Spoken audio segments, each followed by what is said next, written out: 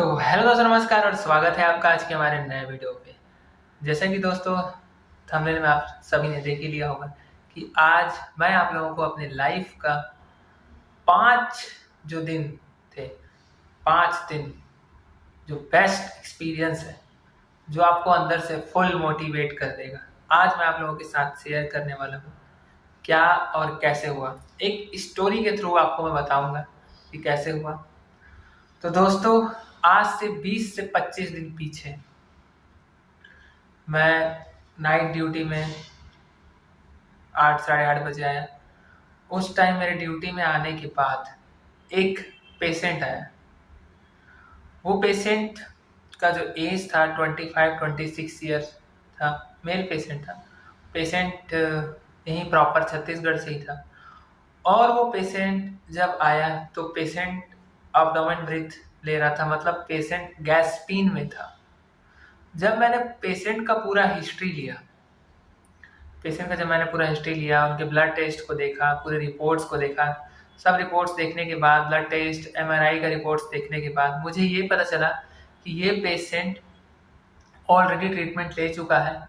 और ये treatment patient ने लिया है कहाँ पे? हैदराबाद में। तब मैंने पेशेंट से जाके पूछा और हिस्ट्री लिया, तब पेशेंट ने बताया कि मेरा 6 तारीख को 12:30 बजे रात को एक्सीडेंट हुआ था। RT वाला पेशेंट था और एक्सीडेंट होने के बाद पेल्विक बोन रिंग फ्रैक्चर, दोनों साइड के पेल्विक बोन के रिंग्स में फ्रैक्चर हो गया था, प्लस राइट जो रिस्ट है, रिस्ट का लोअर एंड जो बोन होता है उसमें फ्रैक्चर। तो ये समझ लो कि राइट रिस्ट का तो ऑपरेट करके प्लेट लगा के इसको सही कर दिए थे, बट पेल्विक बोन फ्रैक्चर होने के अलावा उनके लंग्स में इन्फेक्शन, और वो पेशेंट जो था अल्कोहलिक था पेशेंट, और उम्र केवल 25 साल। उस पेशेंट को जब ICU में एडमिट किए, उस समय मुझे लग रहा था ये पेशेंट उतना सीरियस नहीं है, मतलब उतना क्रिटिकल मुझे नहीं लग रहा था। लग रहा था कि ये हैंडल हो जाएगा। बट धीरे धीरे 8 बजे जब वो पेशेंट आया तब, और 8:30 बजे, 8 से 8:30 बजे के बीच उस पेशेंट का जो कंडीशन था बहुत ज़्यादा मतलब डाउन होने लगा। मुझे ऐसा लगने लगा कि अब पेशेंट जो है अब धीरे धीरे डिटोरिएट हो रहा है। फिर मैंने अपने कंसल्टेंट को फ़ोन किया और उनको बताया कि पेशेंट गैस्पिन में है। फिर वो आए, देखे, तो फिर उनका जो जितना भी रूटीन इन्वेस्टिगेशन होता है वो सब करने के लिए भेजे। एग्जाम्पल के लिए CBCR, FT, LFT, जितना भी रूटीन का इन्वेस्टिगेशन होता है, एक्सरे, सब होने के बाद ये पता चला कि TLC काउंट जो है, जो 4,000 से लेके 10,000 के बीच होना चाहिए, वो TLC काउंट 30,800 था। और इतना ज़्यादा इन्फेक्शन था और पेशेंट सांस खुद से ले ही नहीं पा रहा था, एफर्ट बहुत, टैकीपीनिया में था पेशेंट।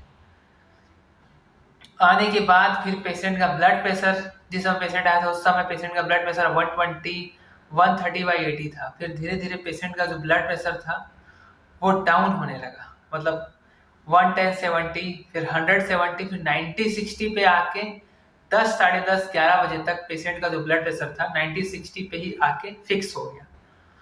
उसके बाद जब पेशेंट का शुगर चेक किए तो आप बिलीव नहीं करोगे, एक बार जब शुगर चेक किए अपन लोग, तो शुगर चेक किए तो एक बार शुगर आया 600, फिर 1 घंटे के बाद चेक किए फिर हाई, फिर चेक किए फिर हाई। मतलब कंटिन्यूअसली वो जो पेशेंट था टाइप 2 डायबिटीज मेलाइटस, उस पेशेंट को पहले से ही था और वो पेशेंट नहीं बताया था। और सबसे इंटरेस्टिंग चीज इसमें ये था, जब मुझे ये पता चला कि इस पेशेंट को शुगर है, तो अब उस पेशेंट का जो पोटेशियम और सोडियम लेवल था, क्योंकि ऑलरेडी सोडियम पोटेशियम बहुत इंपॉर्टेंट रोल प्ले करता है बॉडी में, बॉडी को मूव करने में, उठने बैठने चलने में, सोचने समझने में।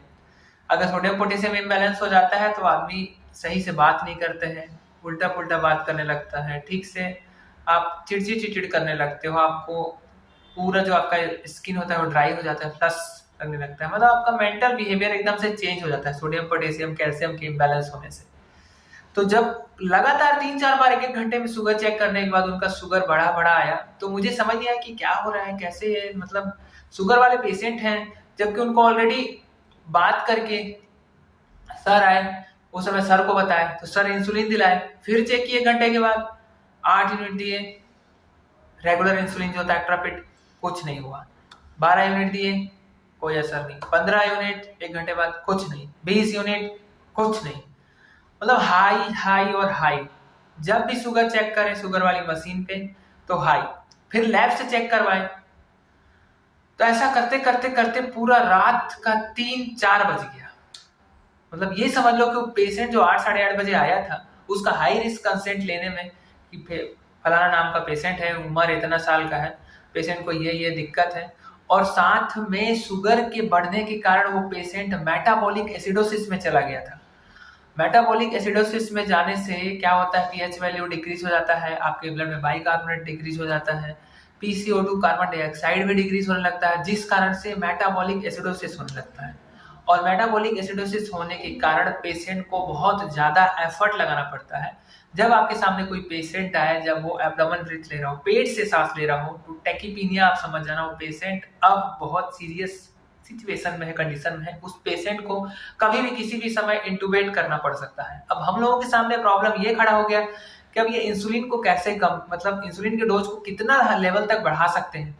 फिर क्या किए, सर के पास कॉल किए, 50 यूनिट इंसुलिन को नॉर्मल सलाइन में मिक्स करके, मतलब वही 50 यूनिट बोले तो 2 ml, 2 पॉइंट लमसम आएगा, 2 ml आएगा, 1 ml वही पूरा 50 ml को मिक्स करने के बाद एनएस में मिक्स किए, 48-49 ml एनएस में मिक्स करके इन्फ्यूजन में ऑन किए, और इन्फ्यूजन में ऑन करने के बाद उसको 8 ml 9 ml पर आवर पे स्टार्ट किए। और उसके बाद भी जब शुगर चेक किए 4 बजे के आसपास, तो आपको बिलीव नहीं होगा, शुगर कम हुआ ही नहीं, शुगर हाई ही था। अब उसके बाद सर के पास फिर कॉल किए, लाइफ में पहला बार किसी पेशेंट को आईवी 50 यूनिट इंसुलिन दिए थे, लाइफ में पहला बार। एकदम से दिमाग काम ही नहीं किया, मतलब ऐसा भी हो सकता है, ऐसा केस भी आ सकता है आपके सामने। कीटोन नेगेटिव, यूरिन के थ्रू शुगर नहीं जा रहा था, ठीक है, टीएलसी काउंट बढ़ा हुआ था, हीमोग्लोबिन 11 ग्राम था, सोडियम पोटेशियम डिक्रीज हो रहा था। उसी समय सर से कंसल्ट किए, सर आए, फिर थोड़ा सा अपन रेस्ट करने लगे।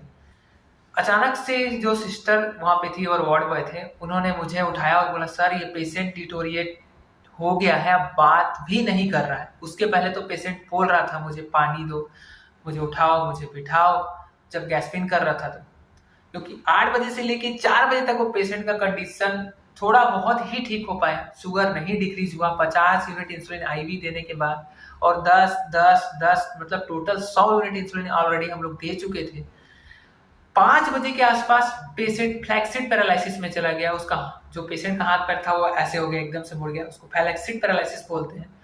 और पेशेंट का पोटेशियम 2 आ गया, 1 आ गया, मतलब 3.5 रहना चाहिए, और सोडियम 135 रहना चाहिए, 135 से 145 रहना चाहिए, पोटेशियम 1.5 आ गया। पूरा पेशेंट एकदम से सुस्त हो गया, कोई रिस्पॉन्स नहीं, डिटोरिएट होने लगा। अचानक से सिस्टर आई, बोली सर देखो पेशेंट डिटोरिएट हो रहा है, इंटुबेट करना पड़ेगा जल्दी। फटाक से इंटुबेशन वाली मशीन को लेकर, वेंटिलेटर सबको, सब जल्दी फास्ट। सर को कॉल किया, इंटुबेट करना पड़ेगा, तो बोले कर दे। उस समय अगर वो पेशेंट इंटुबेट नहीं हुआ होता तो पेशेंट एक्सपायर हो जाता। इंटुबेट होने के बाद उस पेशेंट को जब ट्यूब डाले, एंडोट्रेकियल ट्यूब डाले, 7 नंबर का ट्यूब, लेंजियोस्कोप से ओपन करके माउथ को, जब ट्रेकिया में ट्यूब डाले और 23 नंबर पे उसको ट्यूब को फिक्स किए, तो उसके बाद जब SIMB-PC मोड पे, प्रेशर कंट्रोल मोड पे सेट करके रखे, रेस्पिरेशन रेट 10 to 12 रखे थे, तब जाके वो पेशेंट का थोड़ा सा रिस्पॉन्स आया। पेशेंट का नाम पंकज है। पंकज उठो, पंकज आंख खोलो, आंख बंद करो, आंख खोलो, आंख बंद करो, तब वो पेशेंट का थोड़ा रिस्पॉन्स आया, नहीं तो उसके पहले रिस्पॉन्स एकदम जीरो हो गया था। हार्ट रेट 100 से 90, 90 से 80, 80 से 70, 60, 50 तक ब्रेडिकार्डिया में चला गया था। और रेस्पिरेशन रेट 35, 45 चल रहा था, सेचुरेशन 60, 45 ऐसा हो गया था। मतलब उस समय ऐसा लगा कि अब ये पेशेंट चला जाएगा। फिर उसके बाद फटाफट से इंसुलिन इन्फ्यूजन चल ही रहा था। फिर सुबह 1 घंटे के बाद फिर चेक कराया, कम नहीं हुआ, फिर चेक कराया। 7:30 बजे, आपको बिलीव नहीं होगा, 8 ml पर आवर में इन्फ्यूजन चल रहा था, तब जाके शुगर उनका 464 आया, 464। फिर उनके पेट में 15 यूनिट इंसुलिन और दिए, और उसके बाद पोटेशियम और डाउन हो गया। जो 1.5 था और थोड़ा सा कम हो गया। तो उस समय सर से डिस्कस किए तो सर ये बताए कि कंटिन्यू इंसुलिन देने के कारण पेशेंट की ब्लड में जो पोटेशियम है वो सेल्स में ट्रांसफर हो गया, जिस कारण से पोटेशियम डिक्रीज होने के कारण पेशेंट का जो बॉडी का मूवमेंट है, जो नर्वस सिस्टम है, वो डैमेज होने लग गया और पेशेंट का जो आपका अपर लोअर लिम्ब का जो मूवमेंट है वो बिल्कुल एकदम डिक्रीज हो गया। तो अब हम लोगों को पेशेंट के पोटेशियम को बैलेंस करना था, तो पोर्टफ्लोर सिरप को ऐड किए प्लस 2 एम्पुल का इन्फ्यूजन बना के, 2 एम्पुल मतलब 20 ml या फिर 25 ml का एक एम्पुल आता है, उसको एक 50 ml के सिरिंज में 30 ml NS मिक्स करके 50 ml बना के उसको चालू किए 5 to 6 ml पर आवर पे, और कंटिन्यू वो चला और ये कंटिन्यू लगातार चलता रहा, तब जाके पोटेशियम 1 to 1.2 1.5 आया। फिर एक और डॉक्टर हैं इंटेंसिव केयर यूनिट के, वो डॉक्टर साहब भी आए, वो एनेस्थीसिया के स्पेशलिस्ट हैं सर, और कार्डियोलॉजिस्ट है हमारे सर, और दोनों मिलके फिर उस पेशेंट को देखने लगे। तब जाके फिर वो पोटेशियम क्लोराइड के साथ पोटेशियम फास्फेट भी ऐड करवाए, वो भी एक एम्पुल 10 ml का होता है, वो 500 ml NS में जा रहा था। तो उस दिन मुझे ये पता चला कि अगर आप ऐसे पेशेंट जो डायबिटिक केटोएसिडोसिस में नहीं है, यूरिन कीटोन नेगेटिव है, अगर टीएलसी काउंट बढ़ा हुआ है, पोटेशियम डाउन हो रहा है और पेशेंट टाइप 2 डायबिटीज मेलाइटस है और गैस्ट्रिन में है, तो पेशेंट को अगर आप इंसुलिन दे रहे हो, इंसुलिन देना ही पड़ेगा, आपको कुछ कर नहीं सकते इमरजेंसी में आप, तभी पेशेंट को आप कैस्पिन से बाहर ला सकते हो, मेटाबॉलिक एसिडोसिस से बाहर ला सकते हो। तब आपको एक साइड से पोटेशियम को बैलेंस करना पड़ेगा, potassium chloride with potassium phosphonate with bicarbonate का भी वैल्यू डिक्रीज हो गया। 18 नॉर्मल रहता है, 18 से 35 नॉर्मल वैल्यू रहता है, बाइकार्बोनेट 10 आ, 10 के बाद 6 आ गया। Direct 50 ml bolus soda bicarbonate IV लगाए, कोई रिस्पॉन्स नहीं।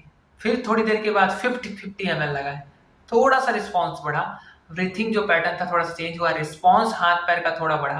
कंटिन्यू ये ट्रीटमेंट 4 से 5 दिन तक चला और आप बिलीव नहीं करोगे कि एक बार जब पोटेशियम को बैलेंस करते हैं, अगर 3.2.5 आया तो भी नॉर्मल रेशियो तो है नहीं, 3.5 तक ही है, नॉर्मल रेशियो तक बैलेंस करते हैं तो इधर शुगर बढ़ जाता, शुगर को बैलेंस करने के लिए इंसुलिन देते हैं तो पोटेशियम डिक्रीज हो जाता। अब पोटेशियम, सोडियम और इंसुलिन का ये गजब का जो कॉम्बिनेशन था 5 दिनों में देखने के लिए मिला। और ये एक्सपीरियंस मैं आप लोगों के साथ इसलिए शेयर करना चाहता था क्योंकि उस टाइम पे पेशेंट का जो कंडीशन था वो वीडियो बनाने लायक था नहीं, इस और वीडियो वहां पे अलाउ भी नहीं है, इसलिए मैं इस एक्सपीरियंस को सहेज के रखा था, मन में रखा था। मैं आप लोगों के साथ शेयर जरूर करूंगा क्योंकि इससे आप लोगों को बहुत कुछ सीखने के लिए मिलेगा। क्योंकि आप नीट की तैयारी कर रहे हो, 7 तारीख को एग्जाम देने वाले हो, आप में से बहुत सारे डॉक्टर BAMS करेंगे, BHMS करेंगे, BDS करेंगे, BUMS करेंगे, MBBS करेंगे। ये जो एक्सपीरियंस है आप लोगों के सबके काम आने वाला है। मुझे ऐसा लगता है कि अगर गवर्नमेंट फील्ड में हो चाहे आप प्राइवेट फील्ड में हो, आपको किसी भी फील्ड में ऐसा फील करने की जरूरत नहीं है कि आप प्राइवेट हॉस्पिटल में काम कर रहे हो, दूसरे के अंडर काम कर रहे हो। आपको सीखने के लिए क्या मिला, प्रीसियस, कितना मेमोरेबल मोमेंट होगा सोचो। 5 दिन, फर्स्ट डे के मॉर्निंग में ही वो पेशेंट एक्सपायर हो जाता है, बट आज आप बिलीव नहीं करोगे, सोडियम, पोटेशियम और इंसुलिन सब बैलेंस होने के बाद आज वो पेशेंट चल के आया है और वो पेशेंट एकदम ठीक हो चुका है। और उस पेशेंट को ठीक होने के बाद पेशेंट के साथ वाले, क्या ही बोले, अब खुद का बड़ाई नहीं करना चाहिए, बट पेशेंट के साथ वाले ये बोले कि डॉक्टर भगवान का रूप होता है। आप लोग ने इनका जान बचा ली, नहीं तो आज ये हमारे बीच में नहीं होते। सोचो उम्र केवल 24 से 25 साल, और वो पेशेंट हैदराबाद से इलाज करके आया था, इलाज उसका हो चुका था, बट इलाज होते होते यहाँ आते तक वो सीरियस हो गया था, बिलासपुर छत्तीसगढ़।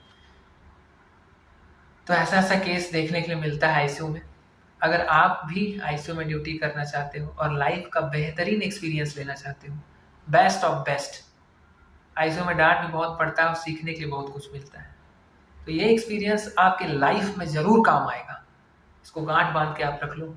यही एक मोटिवेशनल स्पीक था, ये स्टोरी था जो आप लोगों की लाइफ में एकदम आप रख लो, गांठ बांध के, जरूर काम आने वाला है। तो बस आज की वीडियो को यही पैड करते हैं, मिलते हैं नेक्स्ट वीडियो पे। आज मैं बहुत दिनों के बाद मोटिवेशनल वाली मूड पे था क्योंकि आज ये वीडियो बनाना बहुत ज़्यादा ज़रूरी था, क्योंकि आप लोगों को मोटिवेट रहना बहुत ज़्यादा ज़रूरी है। तो बस आज वो पेशेंट चल फिर के उठ के आया, बाकायदा हाथ मिलाया और ऐसे पेशेंट जब ठीक होते हैं तो बहुत अच्छा लगता है, खुशी होता है, कॉन्फिडेंस बढ़ जाता है।